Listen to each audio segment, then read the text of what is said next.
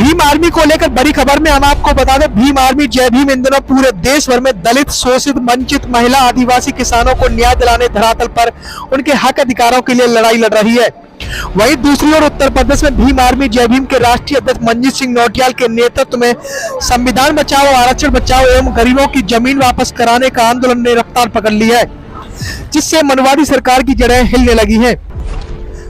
कहा इसलिए जा रहा है कि भीम आर्मी जय भीम के राष्ट्रीय अध्यक्ष मंजीत सिंह नौटियाल इन दिनों मनवादियों की जड़ें हिलाने में लगे हुए हैं। देखिए, उत्तर प्रदेश के अंदर संविधान बचाओ यात्रा, आरक्षण जमीन वापस करो आंदोलन बड़ी मजबूती से चल रहा है और प्रत्येक जिले में जिस प्रकार से जनता का जो समर्थन मिल रहा है, आज भी बुलंदशहर में जिस प्रकार से रोडों पर जनता का सैलाब देखा गया, तो ये कहीं ना कहीं संविधान के प्रति जनता में आस्था है और पूरे देश की जो जनता है वो संविधान के साथ में खड़ी है और संविधान को बचाने के लिए, संविधान की सुरक्षित करने के लिए,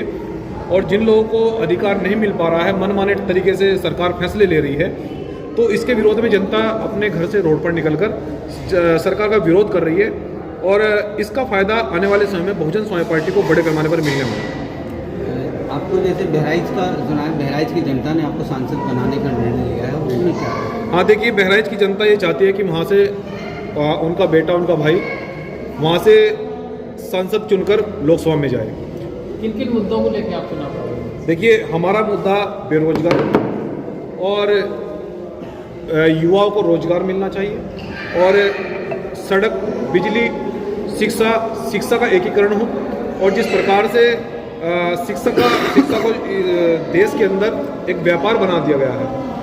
और शिक्षा में जो पिछड़े लोग हैं, जो दलित लोग हैं, मुस्लिम लोग हैं, वो बड़ी बड़ी यूनिवर्सिटी में नहीं पढ़ पा रहे हैं। तो ये एजेंडा हमारा चुनाव में रहेगा कि हम लोग बड़े पैमाने पर देश के अंदर युवाओं को शिक्षा दें और स्वास्थ्य की जो जुड़ी हुई सुविधा मुहैया कराएं, रोड अच्छे हों और सबको रोजगार मिले, सबको मकान मिले। जो सरकारी योजनाएं वो सरकार की वो बिल्कुल कहीं भी ज़मीन पर नहीं है। हमारा संकल्प ये भी रहेगा कि बिजली, पानी और मकान और रोटी वो प्रत्येक देश के प्रत्येक कोने तक पहुंचाई जाए, ये हमारा इस लोकसभा में मुद्दा रहेगा। SC ST के विद्यार्थियों को अभी तक स्कॉलरशिप नहीं मिल पाई है। देखिए, मैं ये कहना चाहता हूँ कि इस देश का युवा ही चाहता है कि संविधान बचाओ यात्रा, आरक्षण जमीन वापस करो का आंदोलन छेड़ा जाए। ये देश के युवाओं ने तय किया है और उन्होंने कहा है कि भाई इसका आप नेतृत्व करिए और मैं मजबूती से इसका नेतृत्व कर रहा हूँ। आप वर्तमान समय में आप ये देख लीजिए कि कितनी यूनिवर्सिटियों में SC ST के बच्चे पढ़ पा रहे हैं और जैसे कि PhD की डिग्रियाँ हैं, MBBS है, पॉलिटेक्निक है, डिप्लोमा है, मास्टर डिग्रियाँ जितनी भी हैं, तो ये SC ST के बच्चों को नहीं उपलब्ध हो पा रही, जिस कारण से सरकार मनमाने ढंग से उनको एडमिशन नहीं दे पा रही है और जो स्कॉलरशिप मिलनी होती है वो बिल्कुल शून्य कर दी गई है, जिस प्रकार से देश के जो दलित हैं, पिछड़े हैं, अल्पसंख्यक है, मुस्लिम हैं, वो बहुत परेशान है और इसके लिए उनका बेटा, उनका भाई मजबूती से लड़ाई लड़ रहा है। और यदि मैं संसद में जाता हूँ, मैं लोकसभा में जाता हूँ, तो सबसे पहला मुद्दा मेरा यही होगा कि जो दलित लोग हैं, जो पिछड़े लोग हैं, जो मुस्लिम लोग हैं, उनको शिक्षा मुहैया कराई जाए, बड़े पैमाने पर उनको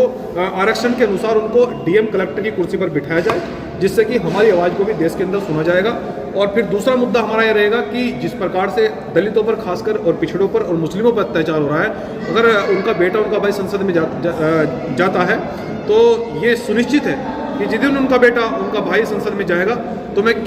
सरकार के किसी नेता को बिना जवाब लिए भागने नहीं दूंगा, ये मेरा वादा है। संविधान बचाओ, आरक्षण जमीन वापस करो जो आंदोलन आपकी ये चला है समस्त उत्तर प्रदेश में, ये कब तक जारी रहेगा? देखिए, ये आंदोलन, इसकी कोई सीमा नहीं है, इस आंदोलन की कोई सीमा नहीं है, पूरे देश में जाएगा। वर्तमान में उत्तर प्रदेश में बड़ी मजबूती से चल रहा है और ये बाकी स्टेटों में भी जाने वाला है। जहाँ जहाँ कहीं भी संविधान प्रभावशाली नहीं है, उदाहरण के तौर पर मैं आपको राजस्थान बताता हूँ, आज भी हाईकोर्ट के सामने मनु की फोटो लगी है, इसका मतलब वहाँ संविधान प्रभावशाली नहीं है। इसलिए वहाँ पर दलितों के साथ में, पिछड़ों के साथ में, मुस्लिमों के साथ में, आदिवासियों के साथ में रोज हत्याएं होती हैं, उनकी बहन बेटियों का बलात्कार होता है। वो इसलिए संविधान से ऊपर उठकर वहाँ संविधान प्रभावशाली नहीं है, लेकिन संविधान का एक अनुयायी मंजीत सिंह नौटियाल एक संविधान का अनुयायी और भीम आर्मी जय भीम संगठन का एक कार्यकर्ता, मैं उनसे वादा कर रहा हूँ कि मैं बहुत जल्दी इस यात्रा को लेकर राजस्थान में भी जाऊँगा और वहाँ प्रत्येक क्षेत्र में, प्रत्येक गाँव में संविधान को प्रभावशाली करेंगे। अत्याचार, अन्याय के खिलाफ लड़ाई को मजबूती से लड़ा जाएगा। बुलंदशहर में आप आए, बुलंदशहर का जनता का क्या सहयोग? मैं बुलंदशहर की जनता ने जिस प्रकार से आज संविधान बचाओ यात्रा में भाग लिया और हमारे भीम आर्मी जय भीम संगठन के सभी पदाधिकारी मौजूद रहे, उन्होंने बड़ी मेहनत और संघर्ष से इस आंदोलन को सफल बनाया। मैं बुलंदशहर की जनता का बहुत बहुत धन्यवाद करता हूं और उनको ये भी कहना चाहता हूं कि इस प्रकार से आप आज रोड पर निकले कि आपके अधिकार कोई नहीं छीन पाएगा, संविधान सुरक्षित रहेगा और जब तक संविधान सुरक्षित है देश के प्रत्येक नागरिक को बराबर का अधिकार मिलता रहेगा। जैसे सारा प्राइवेट हो गई है सारी फैक्ट्रियाँ, तो उसमें आप संविधान की सुरक्षा कैसे करें? देखिए, मैं ये कहना चाहता हूँ कि जिस प्रकार से हम लोग आंदोलन कर रहे हैं और ये आंदोलन हमारा आरक्षण का भी है, आरक्षण हमारे आंदोलन में महत्वपूर्ण मुद्दा है। जब तक हमारी सरकार नहीं आती है,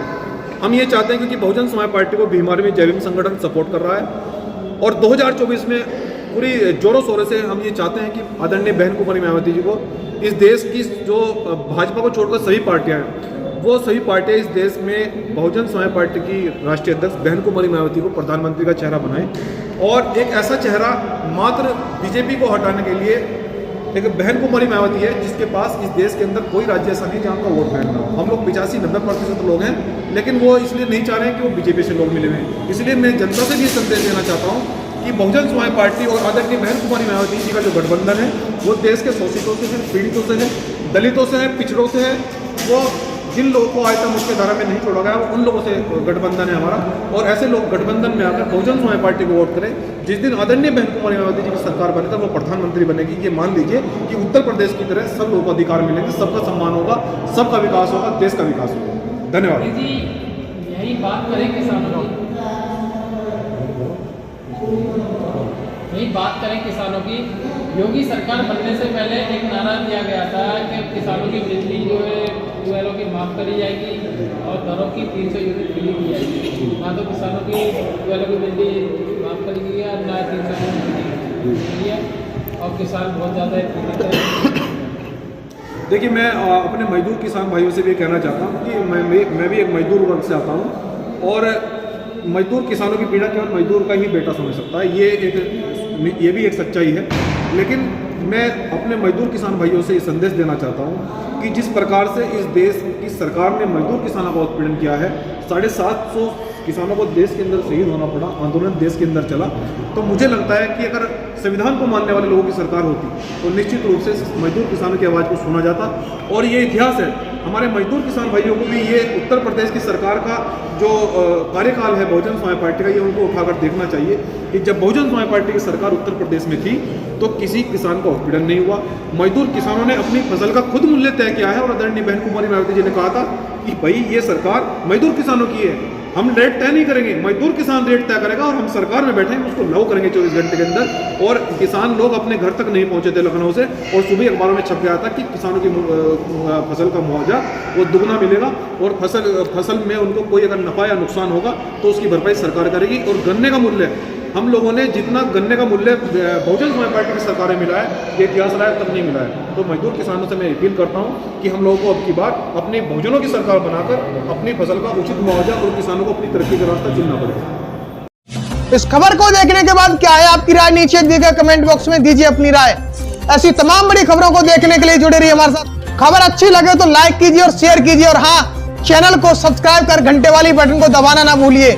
फिर आते हैं आपके बीच कुछ खास खबरों के साथ, तब तक के लिए नमस्कार, जय भीम।